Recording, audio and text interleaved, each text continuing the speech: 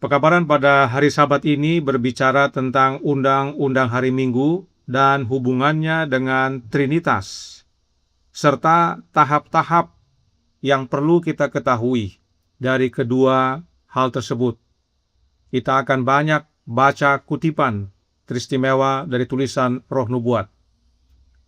Alkitab berkata tentang pekabaran malaikat ketiga yang terdapat dalam Wahyu 14 ayat 9 dan 10 yang berbunyi, "Dan seorang malaikat lain, malaikat ketiga, menyusul mereka dan berkata dengan suara nyaring, Jikalau seorang menyembah binatang dan patungnya itu dan menerima tanda pada dahinya atau pada tangannya, maka ia akan minum dari anggur murka Allah yang disediakan tanpa campuran dalam cawan murkanya.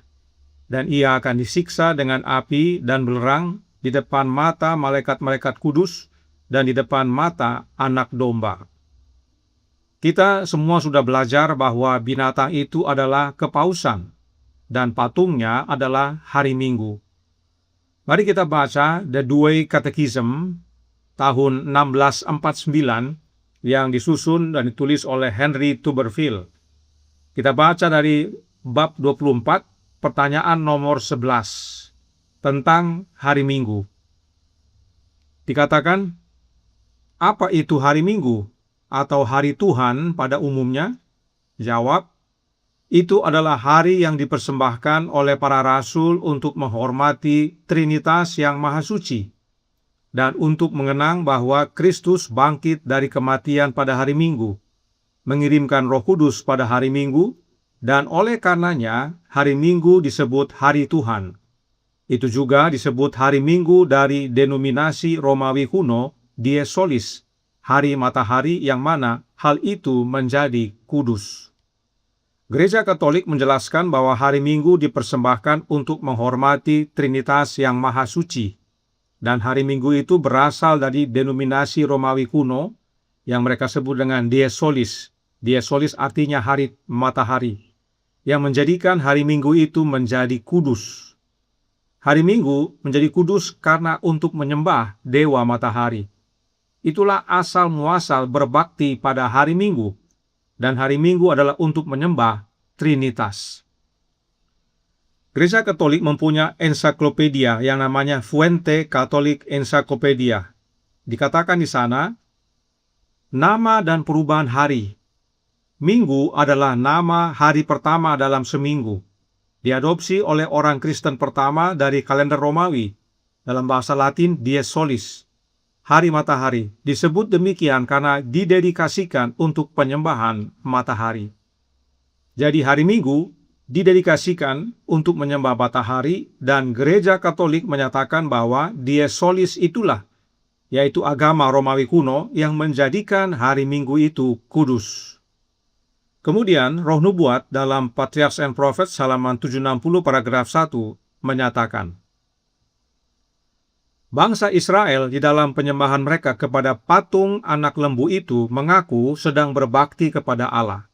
Dengan demikian, Harun pada waktu mengumumkan perbaktian kepada berhala itu menyatakan, esok hari adalah hari raya bagi Yehova.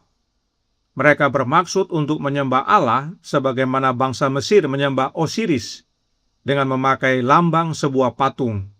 Tetapi Allah tidak dapat menerima pelayanan seperti ini. Sekalipun itu diadakan atas namanya, Dewa Matahari, dan bukan Yehova yang menjadi tujuan yang sebenarnya daripada perbaktian mereka itu.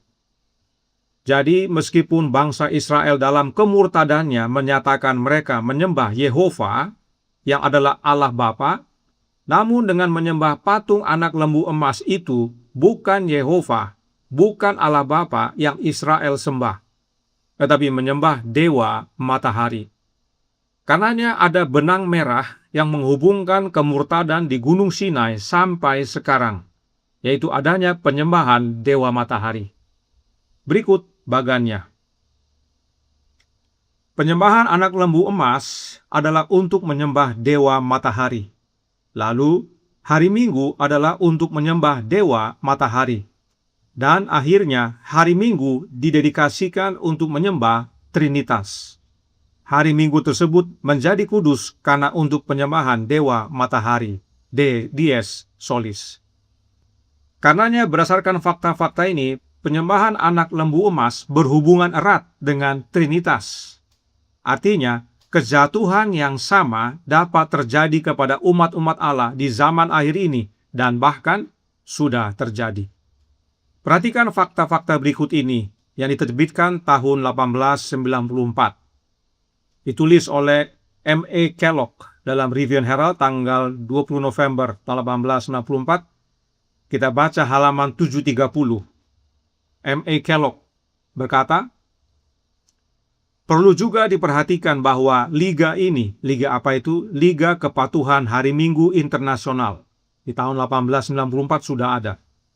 Memiliki rencana lain selain niat untuk menuntut mereka yang tidak mau tunduk pada hari Sabat buatan manusia, ya artinya hari Minggu.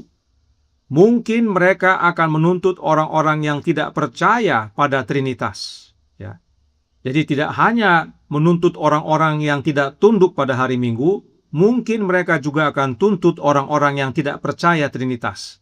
Nah, kenapa M.A. Kellogg berkata demikian?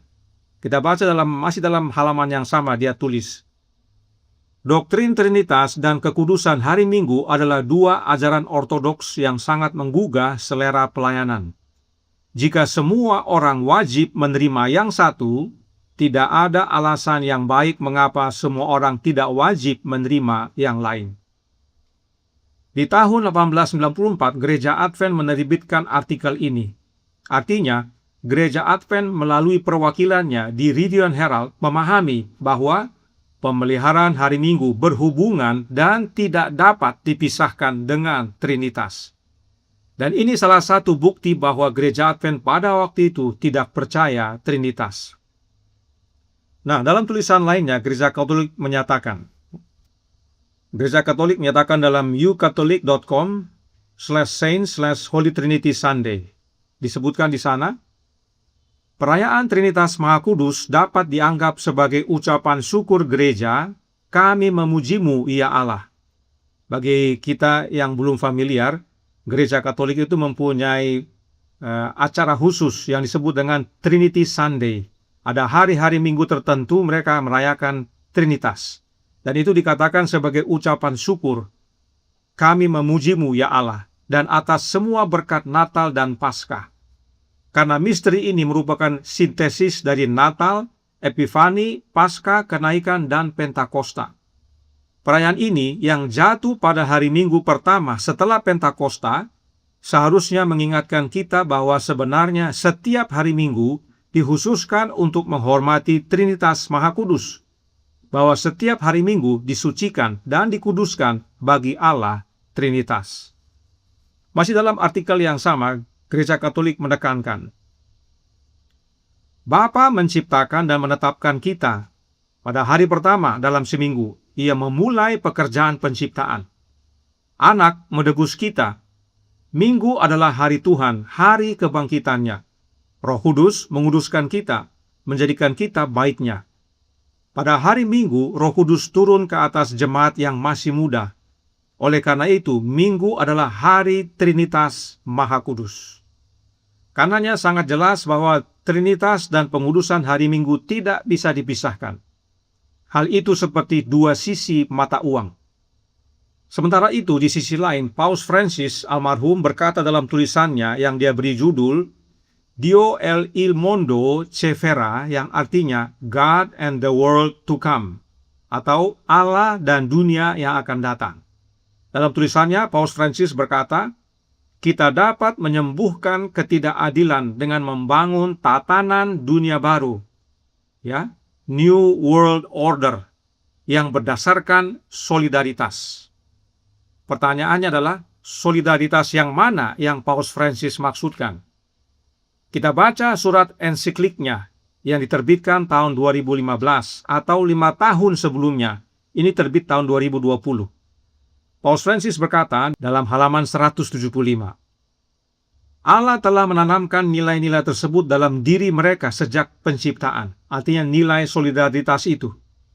Segala sesuatu saling terhubung dan ini mengajak kita untuk mengembangkan kerohanian dari solidaritas global yang mengalir dari misteri Trinitas.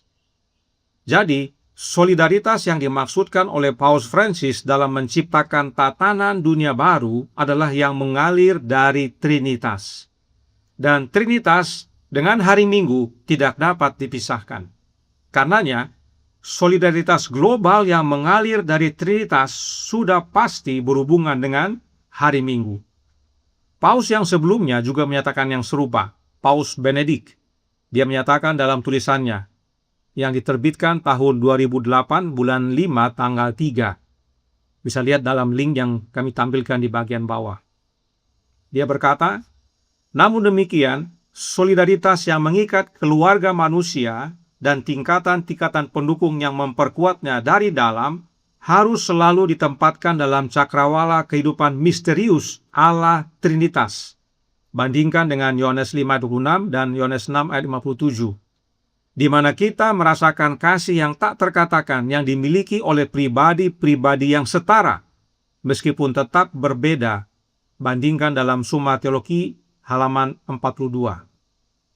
Jelaslah, visi Paus tentang solidaritas global dari tatanan dunia baru akan berasal dari misteri Trinitas.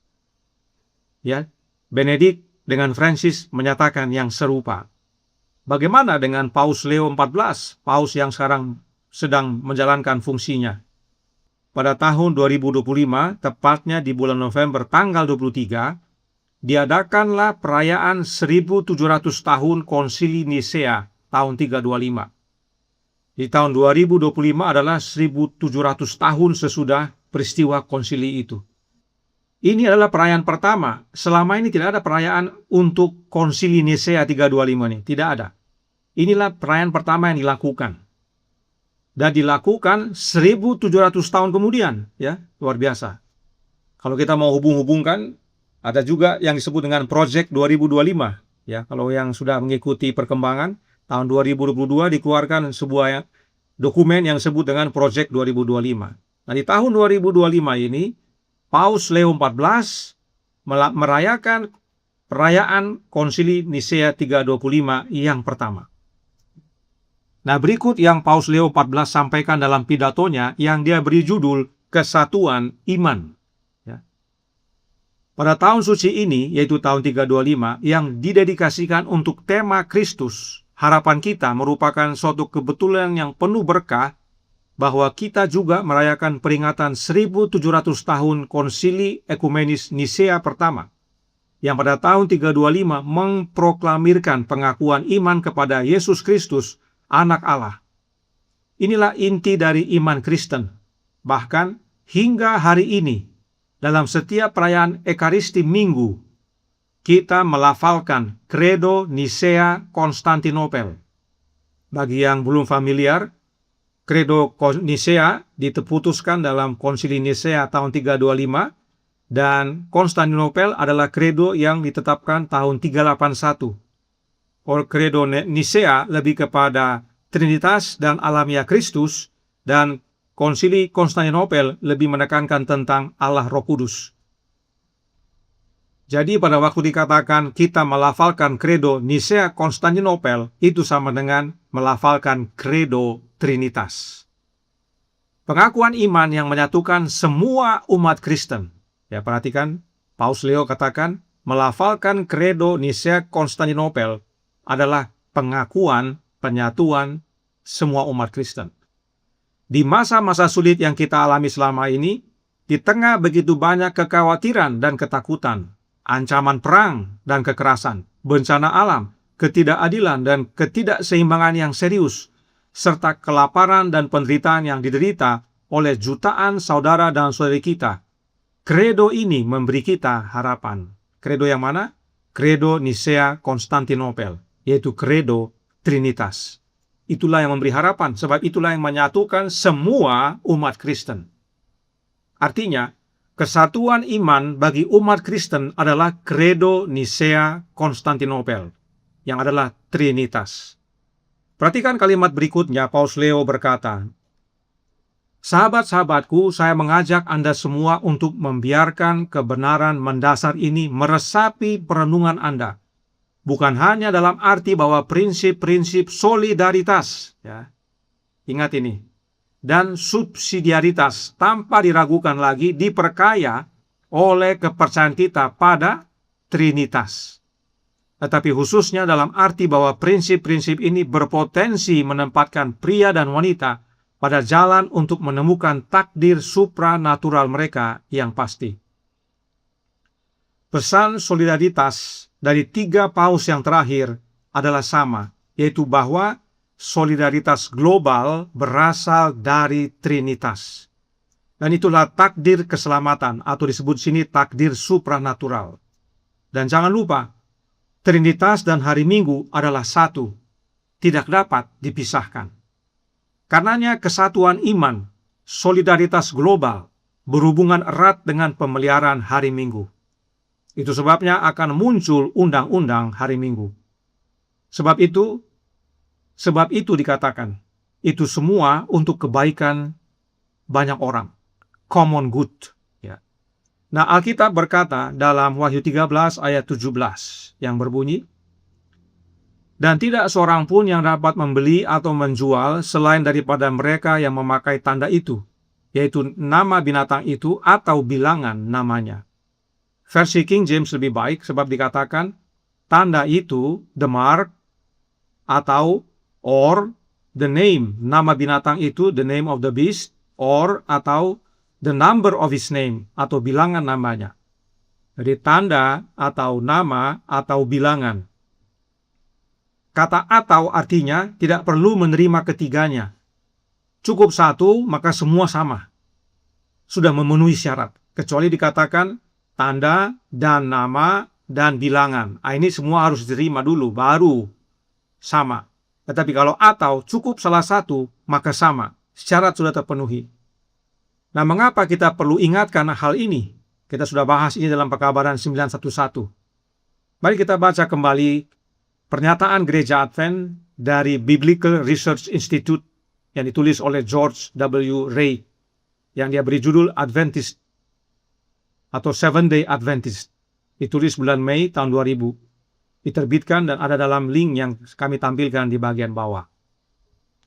Gereja Advent melalui perwakilannya menyatakan kepada Katolik Roma. Saat itu ada pertemuan antara Gereja Advent dengan Katolik Roma, dan Gereja Advent menerangkan tentang dasar-dasar iman mereka. Dan tentang Allah, inilah yang mereka jelaskan. Alamiah Allah. Pembacaan pernyataan-pernyataan di atas akan menunjukkan, di atas mereka menerangkan tentang Trinitas, akan menunjukkan bahwa sehubungan dengan doktrin mereka tentang Allah, Gereja Masehi Advent hari ke-7 selaras dengan pernyataan-pernyataan kredo besar kekristenan. Apa itu? Termasuk pengakuan iman rasuli, Nisea 325, dan definisi tambahan tentang iman mengenai Roh Kudus, sebagaimana yang dicapai di Konstantinopel 381. Namun hal itu tidak selalu demikian. Banyak umat Advent yang awal berasal dari gereja-gereja yang menganut apa yang digambarkan sebagai posisi semi-Arian tentang alamiah Kristus, menjadikannya pandangan yang dominan selama hampir setengah abad. Ini kalimat halus untuk menyatakan kepada dunia luar bahwa gereja Advent itu 50 tahun lebih itu adalah anti-trinitas sebenarnya. Tapi mereka gunakan kalimat ini untuk menghaluskan. Namun tak lama sebelum berakhirnya abad ke-19, seiring dengan perkembangan teologis dan dengan dorongan Ellen White, gereja beralih ke posisi trinitas penuh. Tadi dikatakan semi-Arian, jadi semi-semi trinitas. Karena Arian itu sebenarnya anti-trinitas bagi mereka. Ini sekarang semi. Sekarang setelah abad 19 jadi penuh. Ajaran-ajaran klasik lainnya yang kemudian ditetapkan sebagai ajaran sesat, seperti bentuk-bentuk monarkianisme dan modalisme, tidak mengganggu umat Advent. Dokumen ini diterbitkan untuk bukti adanya dialog antara gereja Advent dengan gereja Katolik. Ingat tadi, Paus Leo XIV menyatakan bahwa kredo Nisea Konstantinopel sebagai yang mempersatukan umat Kristen. Untuk bantu mengingatkan, saya tampilkan lagi dan perhatikan yang warna kuning. Paus Leo XIV berkata, kita melafalkan kredo Nisea Konstantinopel, pengakuan iman yang menyatukan semua umat Kristen. Kredo yang sama dianut oleh Gereja Advent, sesuai pernyataan dari institusinya, yaitu Biblical Research Institute. Kita baca lagi. Gereja Mahasiswa Advent hari ke-7 selaras dengan pernyataan-pernyataan kredo besar kekristenan, yaitu apa? Nisea dan Konstantinopel 325 dan 381. Apa artinya? Artinya Gereja Advent dan Gereja Katolik satu iman. Itulah yang dimaksudkan oleh Paus Leo XIV. Sebab kredo Nisea Konstantinopel adalah kredo yang menyatukan kekristenan, semua umat Kristen. Dengan demikian, Gereja Advent dan Gereja Katolik menyembah Allah yang sama. Mereka satu iman. Gereja Advent sering memusatkan pandangan umat-umatnya kepada tanda binatang, yaitu hari Minggu. Terkesan Advent dan Katolik berbeda, padahal sudah menyembah Allah yang sama. Dan jangan lupa, Trinitas dan hari Minggu tidak dapat dipisahkan. Itu sebabnya di tahun 1884, Nyonya White amarkan dalam The Review and Herald tanggal 18 Maret tahun 1884 paragraf 8. Tuhan mempunyai pertentangan dengan umatnya yang mengaku beriman di akhir zaman ini. Dalam perselisihan ini, orang-orang yang memegang posisi penting akan mengambil jalan yang berlawanan dengan yang ditempuh Nehemia. Nehemia, kalau kita baca, dia memulihkan hari Sabat. Tapi pemimpin Gereja Advent nanti akan berlawanan dengan itu. Mereka tidak hanya akan mengabaikan dan meremehkan hari Sabat itu sendiri, tapi mereka juga akan berusaha untuk menjauhkannya dari orang lain dengan menguburnya di bawah tumpukan sampah kebiasaan dan tradisi. Di gereja-gereja dan dalam pertemuan besar di tempat terbuka, seperti camp meeting, para pendeta akan mendesak umatnya akan pentingnya memelihara hari pertama dalam seminggu. Artikel ini Nyonya White beri judul Sabbath Reform atau Reformasi Hari Sabat. Nyonya White tulis artikel ini karena umat-umat Advent pada zaman itu ada yang mengurus urusannya pada hari Sabat. Bisnisnya, usahanya, rencana-rencananya. Bahkan ada kerjasama dalam usaha dan bisnis itu dengan orang-orang yang tidak pelihara Sabat. Otomatis mereka harus berhubungan, ya. Orang-orang yang tidak pelihara Sabat itu tentunya masih bekerja pada hari Sabat. Jadi mereka mulai kompromi. Orang Advent berkompromi dengan orang dunia, dan ini menuntun orang Advent untuk tinggalkan Sabat. Sabat Alkitab ditinggalkan untuk terima hari pertama dalam seminggu, yaitu hari Minggu. Nah, yang sekarang masalahnya bukan masalah bisnis atau usaha saja, tetapi Allahnya sudah sama. Dan Allah yang sama itu, yaitu Trinitas, tidak dapat dipisahkan dengan hari Minggu. Apakah semakin susah untuk Gereja Advent beralih berbakti pada hari Minggu? Oh, tidak. Mudah sekali, sebab Allahnya sudah sama, yaitu Trinitas. Itu sebabnya jika saudara perhatikan, pekabaran-pekabaran tentang undang-undang hari Minggu yang dikabarkan oleh Gereja Advent, dan itu bukan oleh para pemimpin, karena sedikit sekali para pemimpin yang mengabarkan tentang undang-undang hari Minggu. Kita bisa bahas terpisah. Tapi perhatikan yang mengabarkan tentang undang-undang hari Minggu. Umumnya berfokus pada peraturan apa yang sudah dikeluarkan atau ditetapkan oleh negara-negara tertentu, atau undang-undang apa yang berhubungan dengan hari Minggu yang sudah dikeluarkan atau belum dikeluarkan. Sebab di Amerika ada yang namanya Blue Law, ya, hukum biru. Hukum biru itu sudah pernah dibuat, sudah pernah disepakati, tapi belum pernah dikeluarkan atau disahkan untuk berlaku. Ya. Banyak daripada para juru kabar ini memperhatikan hal-hal itu. Ada juga tadi saya sebutkan Project 2025 yang dikeluarkan tahun 2022. Kalau kita baca dalam halaman 589, di situ dibahas tentang hari Sabat, yang mana dimulai hari Jumat matahari terbenam sampai hari Sabat matahari terbenam. Mereka tahu. Dan mereka menyampaikan pentingnya ada satu hari untuk istirahat bersama. Yang tadinya hari Sabat, hari Sabtu, diusulkan untuk dialihkan ke hari Minggu. Itu semuanya baik. Kita perlu perhatikan semua tanda-tanda itu. Kita perlu amati dan pelajari. Tetapi kita harus hati-hati. Sebab sudah ada yang menyatakan bahwa Undang-Undang Hari Minggu akan dikukuhkan tanggal 1 Mei 2026. Berapa hari lagi itu? Ya, kurang lebih tinggal seminggu lagi. Ya. Ada yang mengabarkan itu. Dan sudah dia posting di YouTube. Ya. Ada juga yang berkata tanggal 18 Juni 2026.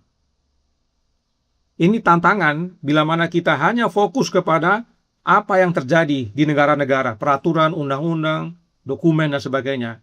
Kita mulai mengira-ngira kapan itu terjadi. Dan perkiraan-perkiraan ini bisa saja kuat dan akhirnya membuat umat gelisah, resah, takut, khawatir, dan segala macam. Perhatian umat Advent hanya diarahkan kepada kejadian-kejadian tentang hari Minggu dan tidak diarahkan untuk melihat bahwa Advent sudah sama dengan yang lain. Sudah satu iman, yaitu iman berdasarkan Credo Nisea Konstantinopel, Trinitas. Karenanya melihat fakta-fakta ini, saudaraku dalam Tuhan, apakah kita harus tunggu diumumkan undang-undang hari Minggu baru kita bergerak? Tentu tidak. Apa yang 3 paus terakhir nyatakan dan apa yang gereja Advent yang sekarang ini akui secara resmi sudah merupakan tanda untuk kita bergerak. Sebab peralihan dari Sabat ke Minggu hanya seperti menekan tombol klik. Ya. Sehingga yang tadinya hari Sabat hari ke-7 cuma tinggal tekan klik sama-sama hari pertama. Sebab arus yang mengalir di dalam jemaat sudah sama, yaitu arus Trinitas. Khususnya arus Allah Roh. Ya. Karenanya tinggal tekan saklar dari Sabat ke Minggu, maka gereja Advent dan gereja Katolik bersatu. Satu iman sepenuhnya. Karenanya saudaraku dalam Tuhan, berdoa agar Tuhan tunjukkan tempat tahap kedua. Memang tidak mudah, tapi pasti Tuhan bantu kita. Tahap 1 itu adalah pola hidup umat Allah sejak hari pendamaian dimulai. Sejak dahulu, kita umat Allah sebenarnya pola hidupnya harusnya kita hidup di luar kota. Kita hidup di luar kota bukan, Yesus sudah mau datang, ayo cepat-cepat kita keluar kota. Tidak demikian. Itu sudah salah. Tahap 1 itu adalah kita sadar bahwa kita sebagai umat Tuhan yang saat ini sedang diperiksa, karena hidup kita harus dekat dengan Dia, oleh karena itu kita tinggal di luar kota. Itu tahap 1. Itu sebabnya dihimbau untuk tinggal di luar kota. Oleh sebab itu perlu dipahami tahap-tahapnya, dan pada saat ini kita bahas 2 tahap. Saya ulangi, kita bahas ada 2 jenis tahap. Tahap yang pertama adalah tahap-tahap undang-undang hari Minggu. Tahap yang kedua adalah tahap-tahap kehidupan umat Allah, yang mana keduanya berhubungan. Nah, pertama kita lihat tahap undang-undang hari Minggu. Dan nanti kita akan lihat di dalamnya tahap akan pergerakan umat Allah. Apa itu tahap 1, tahap 2? Kenapa kita harus cari tempat untuk tahap 2? Nah, mari kita segarkan kembali, kita baca tahap-tahap dari undang-undang hari Minggu. Tahap yang pertama adalah tidak bekerja pada hari Minggu. Kita akan dihimbau untuk tidak bekerja pada hari Minggu. Sebab itu dikatakan hari istirahat bersama. Ya. Kantor, pabrik, semua tutup, tidak bekerja. Toko pun demikian. Lalu apa yang kita lakukan? Testimonies for the Church, volume 9, halaman 232, paragraf 2 berkata, terang yang diberikan Tuhan kepada saya pada saat kita sedang mengantisipasi krisis seperti yang tampaknya sedang mendekat, adalah bahwa ketika orang-orang digerakkan oleh suatu kuasa dari bawah untuk memaksakan pemeliharaan hari Minggu, umat Advent hari ke-7 harus menunjukkan kebijaksanaan mereka dengan tidak mengerjakan pekerjaan rutin mereka pada hari itu, dan mendedikasikan hari itu, yaitu hari Minggu, untuk pekerjaan misionari. Jadi, meski kita tidak bekerja pada hari Minggu karena akan muncul peraturan demikian, karena akan ada undang-undang hari Minggu, tetapi kita bukan berdiam diri. Kita harus bekerja, yaitu pekerjaan misionari. Kita harus menginjil. Dan ini bukan hanya nanti waktu undang-undang hari Minggu ditegakkan, tetapi harus mulai dari sekarang. Pekerjaan misionari harus dari sekarang sehingga dunia melihat itulah pola hidup umat-umat Allah yang sisa. Masih ingat pekabaran tentang country living yang sebelumnya kita telah kabarkan? Mereka yang tinggal di desa atau yang di luar kota harus mengerjakan kota. Sahabat lalu, Saudara Jafet juga menyatakan yang sama. Meski kita hidup di desa, tapi kita harus tetap menjangkau kota. Kita harus menginjil ke kota. Ini tantangannya. Nah, pada waktu kita menyingkir oleh karena undang-undang hari Minggu, masih ada waktu untuk kita tetap menginjil. Jadi meskipun tahap pertama tidak boleh bekerja, tapi ada tugas kita, yaitu menginjil. Untuk menyegarkan, kita sekarang masuk ke tahap kehidupan umat Allah. Tadi tahap undang-undang hari Minggu, supaya kita bisa bedakan. Sekarang kita masuk ke tahap kehidupan umat-umat Allah. Tahap pertama yang perlu kita perhatikan, Matius 24 ayat 6-8. Katakan, kamu akan mendengar deru perang atau kabar-kabar tentang perang. Namun berawas-awaslah, jangan kamu gelisah, sebab semuanya itu harus terjadi, tetapi itu belum kesudahannya. Sebab bangsa akan bangkit melawan bangsa dan kerajaan melawan kerajaan. Akan ada kelaparan dan gempa bumi di berbagai tempat. Akan tetapi semuanya itu barulah permulaan penderitaan menjelang zaman baru. Inilah tahap pertama. Apa itu? Kita lihat Roh Nubuat menjelaskan dalam The Review and Herald tanggal 5 Juli tahun 1906 paragraf 10. Keluar dari kota, keluar dari kota. Ini adalah pesan yang diberikan Tuhan kepada saya. Gempa bumi akan datang, banjir akan datang, dan kita tidak boleh membangun diri kita di kota-kota yang jahat, di mana musuh dilayani dalam segala hal, dan di mana Allah begitu sering dilupakan. Tuhan ingin agar kita memiliki pandangan rohani yang jelas. Kita harus cepat memahami bahaya yang akan menghadang pembentukan institusi di kota-kota jahat ini. Kita harus membuat rencana bijak untuk memperingatkan kota-kota, dan pada saat yang sama tinggal di mana kita dapat melindungi anak-anak kita dan diri kita sendiri dari pengaruh yang mencemari dan melemahkan yang begitu lazim di tempat-tempat ini. Inilah pola hidup umat Allah yang Nya White nasihatkan, bahwa kita sebagai umat Allah tinggalnya di luar kota, termasuk membuat institusi seperti rumah sakit, sekolah, tempat pelatihan, tempat peristirahatan. Semua dibangun. Ingat pekabaran yang lalu yang pernah kita kabarkan. Itulah pola yang Nya White nasihatkan kepada kita semua. Itu bukan nanti heboh akhir-akhir ini. Itu seharusnya dari awal. Itu sebabnya kalau kita perhatikan seperti Unai dengan Unklak, tahun-tahun 80, tahun 70-an, itu tempatnya terpencil, di luar kota, jauh dari mana-mana. Sekarang karena sudah semakin marak pertumbuhan, di dekat kampus sudah macam-macam, perumahan dan real estate, ya. Bahkan ada tempat-tempat usaha. Akhirnya sekolah-sekolah Tuhan itu sudah di tengah-tengah, ya, daerah yang sibuk dan ramai. Dulu tidak. Sebab itulah yang Nya White anjurkan. Dan umat-umat Allah tinggal di sekitar itu, entah mereka bekerja atau juga masuk ke kota. Nah, pertanyaannya adalah, apakah yang disebut oleh kutipan ini dan Matius 24 ayat 6-8 tadi sudah terjadi? Sudah terjadi tentunya. Maka apa artinya? Keluar dari kota, tapi masih dekat kota. Karena kita masih mengerjakan pekabaran Injil ke kota. Bahkan masih bangun gereja di kota. Tapi kita lindungi keluarga dengan tinggal di luar kota dan punya akses mudah ke kota. Inilah tahap pertama. Jadi kalau tahap pertama itu adalah keluar dari kota, tapi tidak jauh dari kota. Kita karena harus bekerja untuk jangkau kota. Inilah pola hidup umat-umat sisa sejak dahulu sampai pada penetapan undang-undang hari Minggu. Tahap pertama ini dari dulu sampai undang-undang hari Minggu ditegakkan. Nah, dalam tahap pertama ini perbedaan masih ada, bahkan perbedaan roh. Contoh, perhatikan, yang country living di berbagai tempat. Ada yang Trinitas, ada yang non-Trinitas. Bahkan yang non-Trinitas pun berbeda-beda.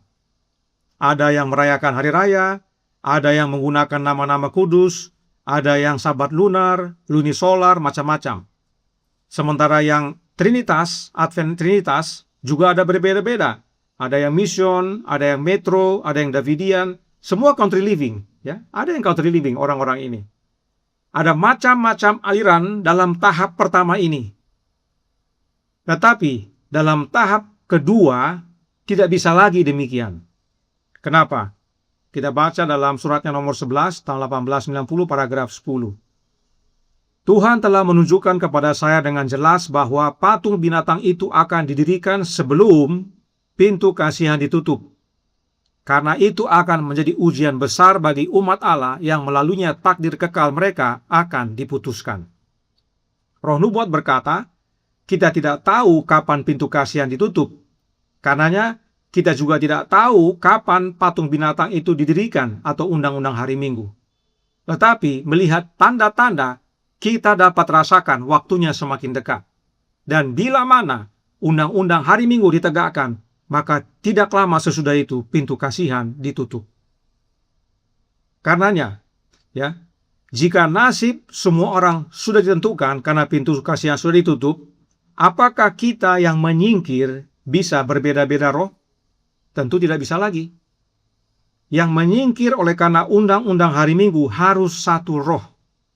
Karenanya hati-hati dengan tahap pertama tadi. Sebab bila tahap pertama salah fondasi, salah roh, maka tahap kedua tidak ada artinya. Bahkan tidak ada gunanya juga saudara tahap pertama itu. Karena pada akhirnya kita semua beda roh. Nggak ada guna ini tahap pertama. Nggak ada guna keluar dari kota ini. Kita keluar dari kota bukan untuk beda-beda roh. Harus satu roh. Sebab pada waktu tahap kedua, yaitu pada waktu pintu kasihan ditutup, nggak bisa lagi ada perubahan. Ya. Nah, tentang tahap kedua dikatakan dalam Matius 24 ayat 16. Jadi tahap pertama tadi itu ya. Tahap pertama. Bahwa saat ini, melihat kondisi zaman, gempa bumi, kelaparan, banjir, deru perang sudah terjadi, kita harus keluar. Ya. Masih ada perbedaan? Masih. Tapi jangan lupa, tidak bisa perbedaan itu terus dipelihara. Karena akan tiba masa pintu kasihan ditutup, perubahan tidak bisa lagi terjadi. Perbedaan akan tetap seperti itu. Karena saat ini bagian kita adalah untuk menyatukan kesatuan roh. Sebab dalam tahap 2, Matius 24 ayat 16 berkata, maka orang-orang yang di Yudea haruslah melarikan diri ke pegunungan. Nah, tentang hal ini Roh Nubuat berkata dalam manuskrip 99 tahun 1908 paragraf 9 dikatakan, pendukung hari Minggu memperkuat dirinya dalam pernyataan-pernyataan yang salah. Dan ini akan berarti penindasan bagi mereka yang bertekad untuk memelihara Sabat Tuhan. Kita harus pergi lari karena akan ada penindasan. Pada tahap 2 ini, yaitu waktu undang-undang hari Minggu diberlakukan, tidak hanya kota besar yang ditinggalkan, tapi kota kecil atau pedesaan juga ditinggalkan. Tempat-tempat kita di luar kota yang kita tempati agar kita jauh dari kota, itu kita tinggalkan. Kita pindah ke tempat terpencil dan tersendiri, sunyi, dekat atau di antara gunung. Tidak ada toko, tidak ada pekerjaan. Kita harus mulai jual yang di kota dan mulai cari tempat di tempat terpencil. Lalu mulai menanam, karena butuh waktu untuk tanaman bertumbuh. Roh Nubuat lanjutkan dalam Testimonies for the Church, volume 5, halaman 46, paragraf 3. Sebagaimana pengepungan Yerusalem oleh tentara Romawi merupakan tanda bagi orang-orang Kristen Yudea untuk melarikan diri, maka pengambil alihan kekuasaan oleh bangsa kita dalam dekrit yang memperlakukan Sabat Kepausan akan menjadi peringatan bagi kita. Saatnya untuk meninggalkan kota-kota besar sebagai persiapan untuk meninggalkan kota-kota kecil dan mencari rumah-rumah terpencil di antara pegunungan. Jadi, saat undang-undang hari Minggu dikukuhkan, maka itu tanda bagi yang di kota dan di desa keluar dan menyingkir. Ya. Tahap pertama dalam kehidupan umat Allah adalah keluar dari kota, tinggal di desa atau tinggal di luar kota, tapi masih punya akses ke kota.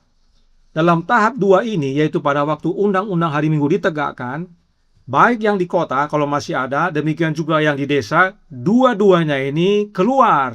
Ya. Ini sering yang kurang diperhatikan, sehingga orang sibuk di tahap pertama. Padahal kalau dia sudah di tahap pertama, dia harus ingat dia akan keluar dari tahap pertama itu untuk masuk tahap kedua. Tapi meski sudah menyingkir, kita masih punya pekerjaan untuk menginjil. Karena meskipun sudah menyingkir, tapi itu bukan bersembunyi. Kita masih punya pekerjaan untuk menjangkau jiwa. Tetapi masa itu bukan lama. Sebab begitu undang-undang hari Minggu ditegakkan, segalanya akan bergerak lebih cepat. Lalu, mengapa kita sekarang mulai bergerak dalam persiapan tahap 2? Karena kebutuhan tahap 2 ini tidak bisa dalam sekejap. Khususnya dalam menanam kebutuhan makanan kita nantinya. Sebab akan tiba masa tidak bisa membeli dan menjual. Tetapi ingat, meski kita hanya bersiap, namun kesatuan roh wajib dibangun. Kalaupun kita sama-sama mencari tahap 2, kesatuan roh harus terus dibangun. Kita tidak bisa berbeda roh dalam menyiapkan tahap 2. Sebab saat undang-undang hari Minggu didirikan dan pintu kasihan ditutup, kita tidak bisa berbeda lagi. Jika berbeda, maka salah satu akan menyerahkan. Kembali dalam tahap 1, undang-undang hari Minggu, kita masih bekerja. Ya, saya ingatkan lagi, dalam ikuti pekabaran ini ada 2 tahap. Tahap undang-undang hari Minggu, tahap kehidupan umat Allah. Yang baru saja kita bahas adalah tahap kehidupan umat Allah, yaitu tahap pertama, melihat tanda-tanda, gempa, banjir, perang, kita keluar dari kota. Lalu nanti undang-undang hari Minggu ditegakkan, kita yang dari kota dan dari desa menyingkir, keluar lagi. Nah, kita kembali sekarang ke tahap undang-undang hari Minggu. Yang pertama tadi tidak bekerja pada hari Minggu. Nah, kita akan lihat tahap kedua. Tapi sebelum kepada tahap kedua undang-undang hari Minggu, kita perlu tahu bahwa tahap 1 undang-undang hari Minggu berhubungan dengan tahap 2 kehidupan umat Allah, yaitu tempat tinggal kita. Itu sebab tadi kita bahas tahap 1, tahap 2 tadi, karena itu berhubungan dengan tahap 1 undang-undang hari Minggu. Begitu dikatakan tidak bisa bekerja, undang-undang ditegakkan, itu tahap 2 bagi kita. Kita harus pindah yang dari kota dengan dari desa keluar menyingkir dekat gunung atau di antara pegunungan. Artinya bila mana kita percaya bahwa undang-undang hari Minggu sudah dekat, maka kita bukan lagi mencari tempat untuk tahap 1 atau orang-orang sebut dengan country living.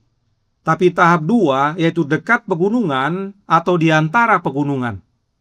Ini sesuai roh nubuat. Namun kondisi masing-masing kita berbeda-beda, sebagaimana sahabat lalu. Ada yang tinggal di daerah yang mungkin tidak ada gunungnya. Ada yang tahap 1 saja belum sanggup, apalagi mau ke tahap 2. Dan tantangan lainnya. Karenanya kita perlu banyak berdoa. Kita mohon pimpinan Yesus agar dia tunjukkan kemana kita pergi dan bagaimana kita pergi untuk tahap 2. Jika ada yang belum sempat tahap 1 atau yang dikenal dengan country living, tidak apa-apa, jangan khawatir. Doakan agar dapat tempat langsung ke tahap 2. Sekarang bagaimana dengan tahap 2 undang-undang hari Minggu? Kita akan lihat tahap demi tahap akan meningkat. Tahap kedua, undang-undang hari Minggu berkata, hormati hari Minggu tetapi masih bisa beribadah pada hari Sabat. Ada tekanan sosial tapi kecil, tapi mulai terasa. Dan pada masa ini sudah ada orang-orang Advent yang kompromi. Perhatikan kutipan berikut ini dalam The Great Controversy halaman 608 paragraf 2. Saat badai mendekat, sekelompok besar orang yang mengaku beriman kepada pekabaran malaikat ketiga, tapi belum disucikan melalui ketaatan kepada kebenaran, meninggalkan posisi mereka dan bergabung dengan barisan oposisi. Dengan bersatu dengan dunia dan mengambil bagian dalam rohnya, mereka mulai memandang berbagai hal dalam sudut pandang yang hampir sama. Dan saat ujian datang, mereka siap untuk memilih sisi yang mudah dan populer. Siapa yang mengaku beriman kepada pekabaran malaikat ketiga? Orang-orang Advent. Termasuk kita semua. Nah, roh nubuat berkata bahwa sekelompok besar orang-orang Advent akan bergabung dengan mereka yang menentang hari Sabat, hari Sabtu.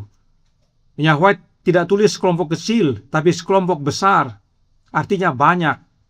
Tidak sulit bagi mereka untuk tinggalkan Sabat karena Allahnya sama. Itu sebabnya saudaraku dalam Tuhan, dalam pergerakan ini, jika saudara mau mundur, kami hanya menghimbau, ya, sebab memang nanti banyak yang akan berpihak kepada oposisi, berpihak kepada yang populer, yang setia hanya kecil. Ya. Nah, kalimat yang hijau menyatakan bahwa yang dikuduskan kepada kebenaran hanya sedikit. Padahal Yesus berkata dalam Yohanes 17 ayat 17, "Kuduskanlah mereka dalam kebenaran, firman-Mu adalah kebenaran." Kebenaran adalah Yesus. Bagaimana dikuduskan dalam kebenaran? Dalam Yesus, oleh menerima rohnya Yesus, yang disebut roh kebenaran. Manuskrip 11 tahun 1888 paragraf 69 berkata, banyak orang di gereja dan lembaga kita tidak disucikan oleh kebenaran yang mereka akui. Jika mereka memiliki roh Kristus, mereka tidak akan mempedulikan penghinaan kecil, tetapi pikiran mereka akan disibukkan dengan merenungkan kasih Yesus. Kita baru masalah kecil sudah heboh, ya. Kadang-kadang sampai sibuk orang mengurus, ya, berbulan-bulan. Padahal umat Tuhan yang setia tidak begitu. Fokus mereka adalah kasih Yesus. Inilah proses pengudusan, yaitu dengan memiliki rohnya Yesus. Dan bila rohnya Yesus dalam hidup kita, maka fokus pikiran kita adalah merenungkan kasih Yesus. Bukan lagi hal-hal sepele yang gak ada artinya. Tidak cukup tahu kebenaran, tapi harus memiliki kebenaran, yaitu memiliki Yesus dalam hidup kita. Tidak cukup baca Alkitab, tetapi datang kepada Yesus untuk terima hidup. Dan ingat, di masa undang-undang hari Minggu, Allah akan berikan terang dan kuasa kepada mereka yang kabarkan kebenaran. Mereka yang menginjil akan terima terang dan kuasa. Artinya hanya mereka yang dikuduskan oleh kebenaran yang menerima terang dan kuasa itu untuk kabarkan kebenaran kepada dunia. Dan mereka jumlahnya sedikit. Nah, ngerinya, The Great Controversy halaman 608 paragraf 2 berkata, orang-orang yang berbakat dan menyenangkan dalam berbicara, yang dulunya bersuka cita dalam kebenaran, menggunakan kekuatan mereka untuk menipu dan menyesatkan jiwa-jiwa. Mereka menjadi musuh bebuyutan bagi mantan saudara-saudara mereka.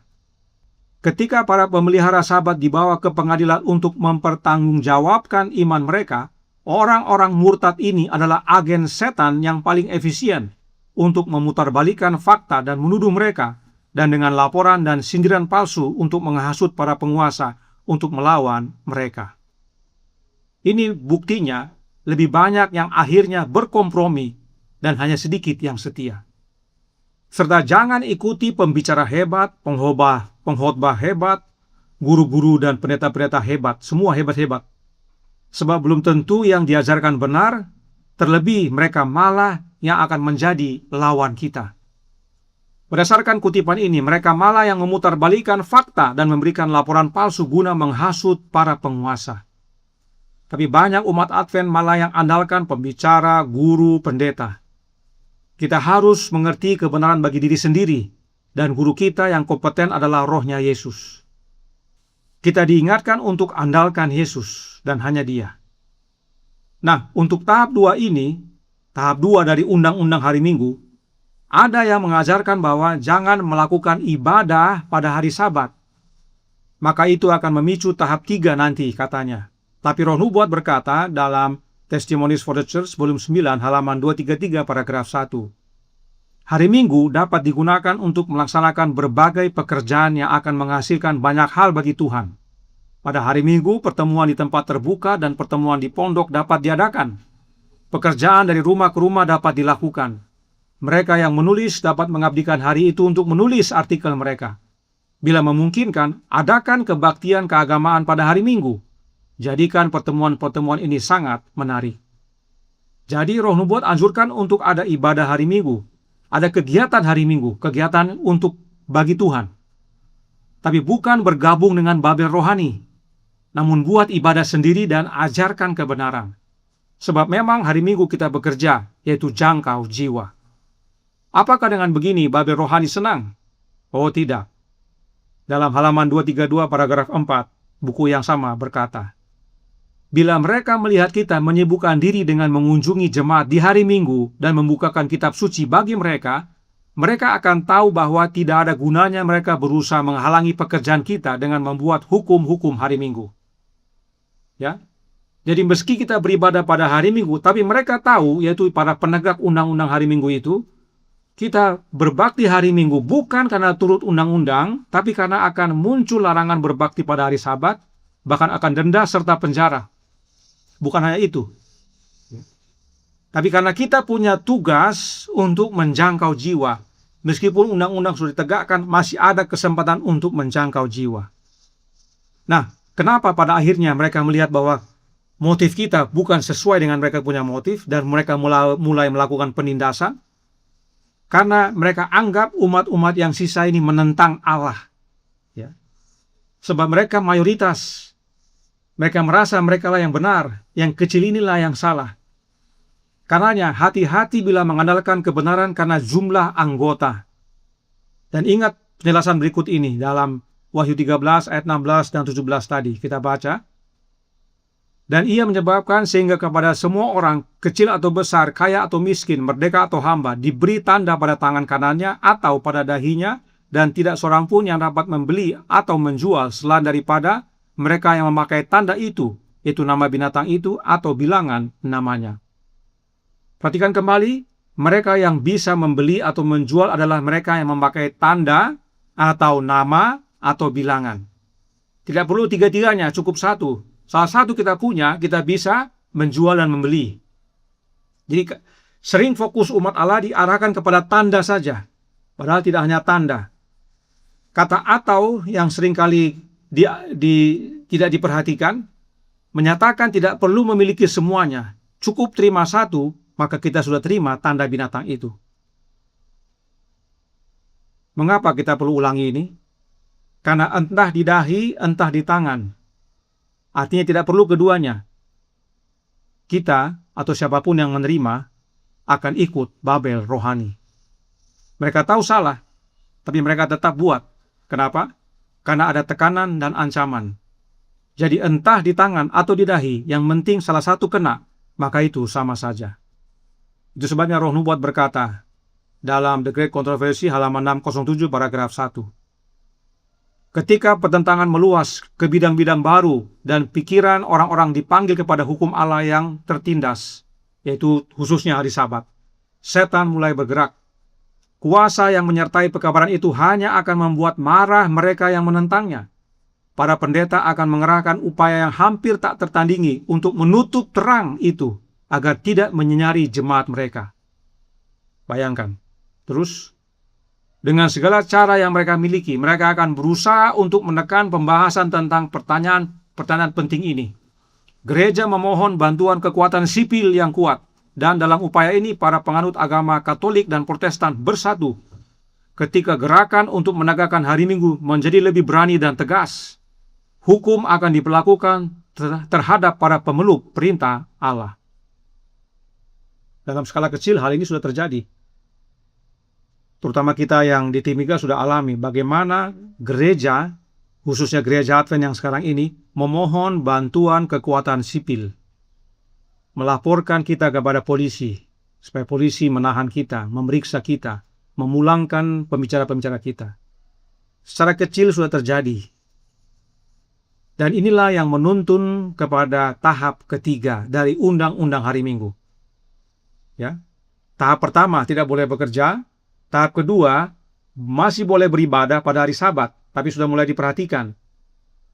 Ya. Dan tahap ketiga adalah tidak boleh beribadah pada hari Sabat. Karena mereka lihat tadi, motifnya sudah beda ini. Mereka bukan karena takut undang-undang hari Minggu, tapi mereka punya kegiatan lain, yaitu menjadi juru kabar kebenaran, masih menjangkau mereka. Ya. Karena tahap 3 dari undang-undang hari Minggu adalah tidak boleh beribadah pada hari Sabat, hanya pada hari Minggu.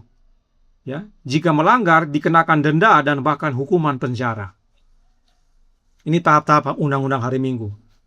Dan tahap kehidupan umat Allah itu yang tahap pertama adalah sebelum hari Minggu ditegakkan, dan begitu hari Minggu ditegakkan kita masuk tahap 2.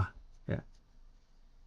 Jadi untuk kehidupan umat Allah kita masih sampai tahap 2. Tapi untuk undang-undang hari Minggu kita sekarang melihat tahap 3-nya.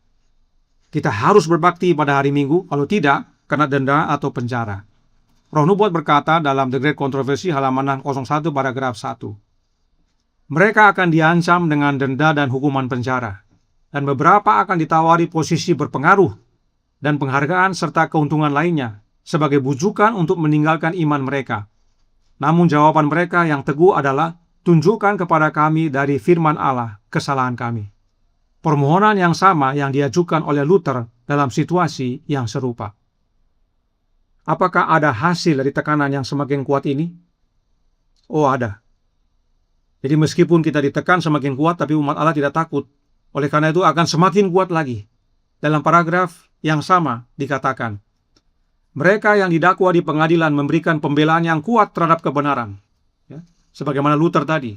Dan beberapa orang yang mendengar mereka dituntun untuk mengambil sikap untuk menaati semua perintah Allah.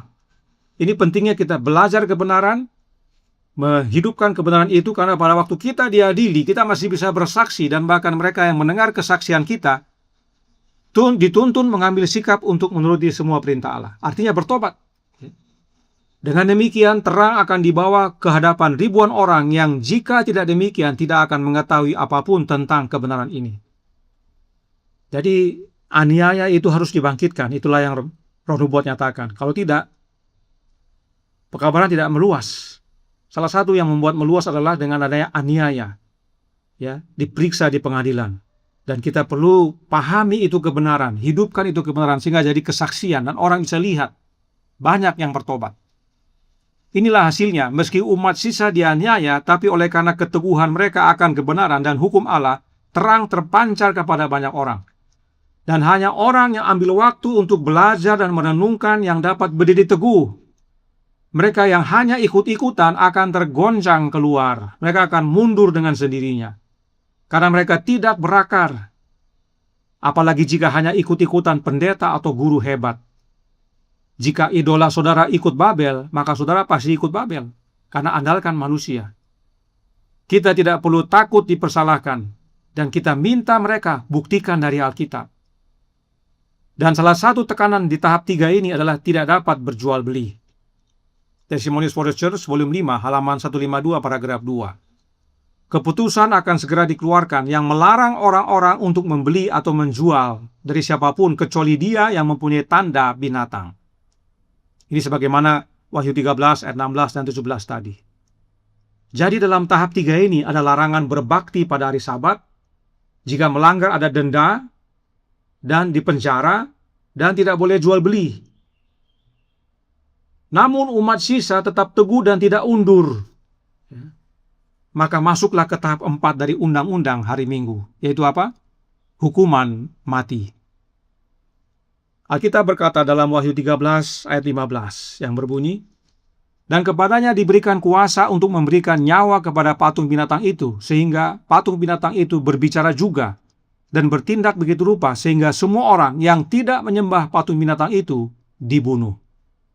Dan pada tahap yang keempat inilah umat sisa masuk dalam tahap 3 dari kehidupannya atau tempat tinggalnya. Ya, jadi ingat tadi dalam undang-undang hari Minggu ada 4 tahap. Dalam kehidupan umat Allah khususnya tempat tinggal ada 3 tahap.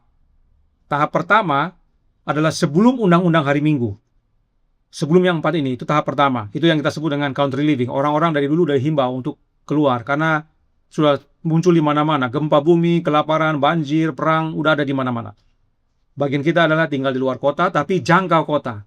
Itu sebelum undang-undang hari Minggu. Begitu undang-undang hari Minggu ditegakkan, kita masuk ke tahap 2. Yaitu yang di kota dan di desa keluar menyingkir. Ya, ke tempat terpencil, dekat gunung atau di antara gunung. Itu begitu undang-undang hari Minggu keluar. Nah, begitu undang-undang hari Minggu keluar, ada kerjaan kita, ada. Kita menginjil. Ya. Meskipun kita tidak bisa berbakti pada hari Sabat, kita juga tetap menginjil. Bersaksi, meskipun kita dianiaya, dia dibawa ke pengadilan, kita tetap menginjil. Hingga pada akhirnya kita diancam dengan hukuman mati. Di tahap 1, 2, 3 ini, kita masih di tempat terpencil itu. Ya, 1, 2, 3. Karena kita masih tetap menginjil. Kalau kita masih sempat ditangkap, artinya masih ketahui kita. Oh, dia tinggal di sana tuh, dekat gunung sana. Tangkap dia. Nah, adili dia. Tidak apa-apa. Aniaya itu akan memampukan kita atau memungkinkan kita mengabarkan kepada banyak orang. Banyak akan bertobat oleh karena kesaksian kita. Tapi begitu kita masuk ke tahap 4, yaitu karena mereka lihat umat-umat sisa ini tetap setia, sudah diancam, sudah didenda, sudah dipenjara, tidak boleh jual beli, tapi tetap saja mereka kabarkan kebenaran. Tidak takut mereka ini. Kita jatuhi hukuman mati. Pada waktu hukuman mati ditegakkan, maka kita masuk ke dalam tahap 3 dari kehidupan kita untuk tempat tinggal kita. Kita sudah tidak lagi di terpencil, ya, tidak lagi dekat gunung, tapi kita harus lari ke gunung-gunung, ya. Kita baca Matius 24 ayat 16, tahap 3. Maka orang-orang yang di Yudea haruslah melarikan diri ke pegunungan. Kemenangan akhir halaman 513 paragraf 2. Pada waktu pekerjaan pengadilan pemeriksaan berakhir, maka nasib semua orang pun akan ditentukan kepada kehidupan atau kematian. Masa percobaan atau pintu kasih ditutup tidak lama sebelum Tuhan tampak di awan-awan di langit. Pada waktu pintu kasih ditutup dan masa kepicikan Yakub dimulai, kita tinggalkan semua. Ya. Kita lari ke gunung. Kita lari ke pegunungan dan hidup di tempat terpencil. Semua ditinggalkan, termasuk kebun kita. Tidak perlu bawa makanan, karena kita akan diberi makan. Tidak perlu lagi bawa HP, tab, laptop, gadget, semua nggak perlu lagi. Ya, tidak ada gunanya lagi itu semua, karena kita tinggalkan tempat terpencil dan kita lari ke pegunungan. Yahweh katakan, jangan menanam berlebihan atau mempunyai lumbung, karena itu semua akan direbut. Pada waktu kita hidup di tempat terpencil, keluar dari kota dengan dari desa, di tempat terpencil kita menanam secukupnya saja, hanya untuk kebutuhan kita, karena kita nggak bisa lagi jual beli. Jangan bikin berlebihan, karena akan direbut orang. Tapi perhatikan yang Roh Nubuat nyatakan tentang masa ini dalam Early Writing halaman 282 paragraf 2. Saya melihat orang-orang kudus meninggalkan kota-kota dan desa-desa dan bergaul bersama dalam kelompok-kelompok dan tinggal di tempat-tempat yang paling terpencil, ya, most solitary places. Para malaikat menyediakan mereka makanan dan air, sementara orang-orang jahat menderita kelaparan dan kehausan. Lihat, ada bencana saat itu. Ya. Kutipan ini yang sahabat lalu saudara Jafet mau sampaikan, tapi dia lupa tampilkan. Bahwa di kota masih ada umat-umat Allah yang setia, dan mereka akan keluar dan bergabung dengan yang di desa, lalu menyingkir bersama. Artinya, mereka satu roh. Ingat, kalau undang-undang hari Minggu tegakkan, pintu kasihnya ditutup. Ya, tidak mungkin yang di kota dengan desa beda roh itu saling sama-sama, tidak mungkin. Mereka satu roh, ya. Karena yang di desa jangan merasa lebih dengan yang di kota. Kadang-kadang yang di desa merasa lebih, wah di kota kamu nggak selamat, kamu belum pindah ke desa, ya. Kadang-kadang yang di desa berpikir begitu, karena banyak yang bicara begitu. Tidak demikian. Di desa, di kota satu roh, karena mereka akan keluar sama-sama dalam kelompok-kelompok ke tempat yang paling terpencil. Ya. Mereka menyingkir bersama.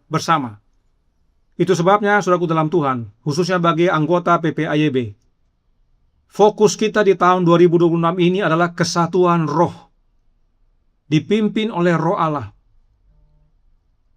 Apa yang terjadi sekarang antara yang tinggal di kota dan yang tinggal di desa? Karena adanya perbedaan roh. Ingat, yang di kota akan bergabung dengan yang di desa dan sama-sama menyingkir. Berdoa untuk kesatuan roh. Sebab bila undang-undang hari Minggu ditegakkan, maka pintu kasihan ditutup. Yang berbeda roh tidak mungkin menyingkir bersama. Pada tahap ini, kita seperti Elia, bergantung pada pengasihan Allah. Kita lari dan tidak pulang lagi untuk ambil sesuatu. Jangan khawatir akan apapun. Yesaya tuliskan dalam Yesaya 33 ayat 16. Dialah seperti orang yang tinggal aman di tempat-tempat tinggi. Bentengnya ialah kubu di atas bukit batu. Rotinya disediakan, air minumnya terjamin. Allah pelihara, Allah sediakan. Adakah kita percaya kepada Allah yang adalah Bapa kita? Apakah perlu kita khawatir? Tentu tidak, sebab Tuhan peliharakan. Dalam masa ini disebut dengan masa kepicikan Yakub.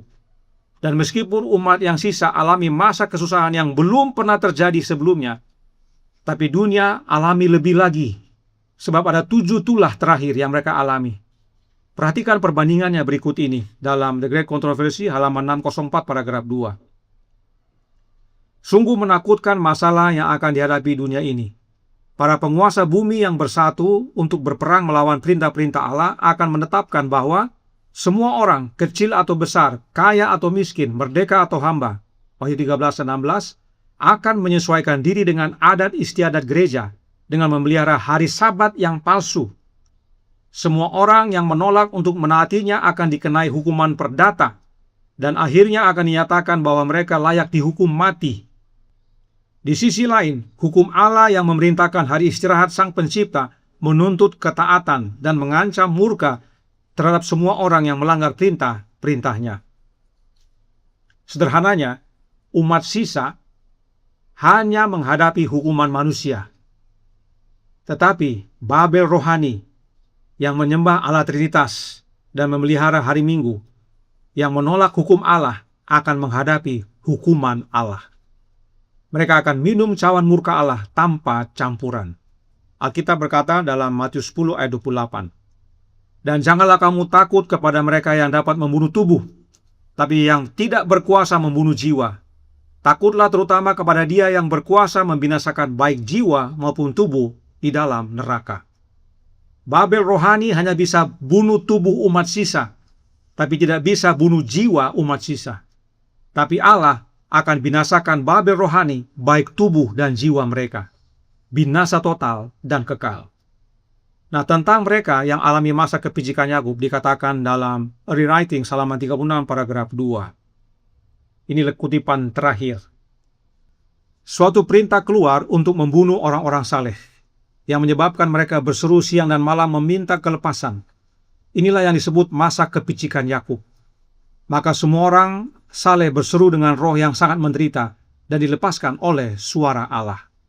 Suara Allah itu akan berbentuk gempa nantinya, dan disitulah terjadi kebangkitan istimewa.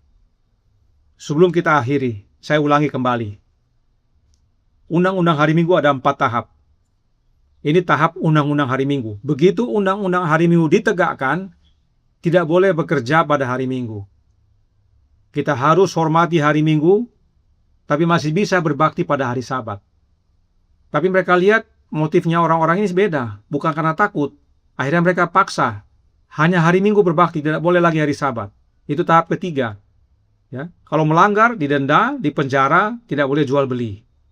Tapi tetap teguh ini orang-orang ini, umat sisa ini. Akhirnya mereka keluarkan tahap 4, yaitu hukuman mati. Inilah tahap undang-undang hari Minggu. Jadi begitu undang-undang hari Minggu ditegakkan atau didirikan, tidak langsung hukuman mati, tidak. Ya, ada tahap-tahapnya.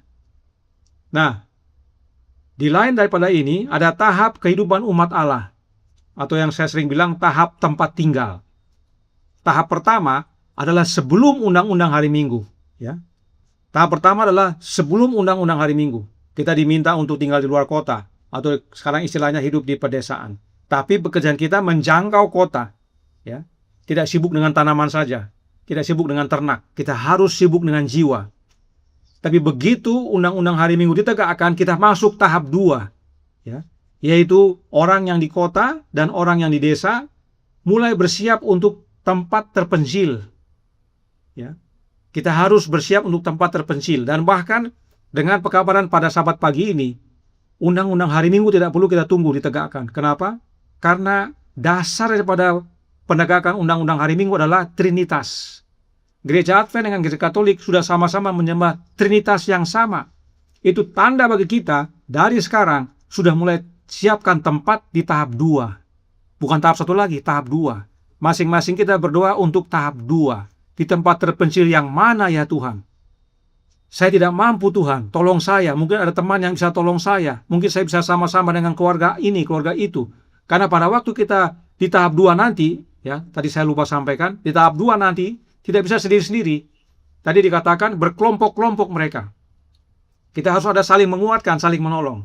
Jadi berdoa supaya dengan siapa saya Tuhan? Saya tidak mampu, saya tidak bisa, saya tidak ada modal. Perlu bantuan saya, dengan siapa saya Tuhan? Ya.